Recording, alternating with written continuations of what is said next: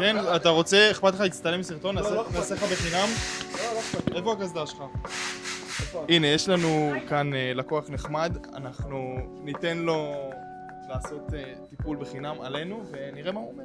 מניחים את הקסדה פה על משטח יהודי שעשינו שהוא בעצם מבודד חום כדי לא לפגוע בריפודים של הקסדה. סוגרים את הדלת, אין בעיה של דיבורית, הנה גם הדבקנו מדבקה, אין בעיה עם דיבורית. ובעצם מתחיל תהליך החיטוב. ובזמן שהלקוח מחכה לקסדה, מה הוא עושה? הוא מחכה, זה כל הקטע. הוא מחכה. בזמן שהלקוח מחכה, הוא מניח את הקסדה פה, וזה בעצם מייעל לו את הזמן במוסך. והנה עכשיו הניקוי נגמר, אנחנו פותחים, ובבקשה נותנים ללקוח להתרשם מה הוא אומר. ריח מעולה, מדהים. סבבה, יפה, בלתי נקייה. איזה כיף, באהבה. אז בואו לנקות את הקסדה, אופנועי השרון.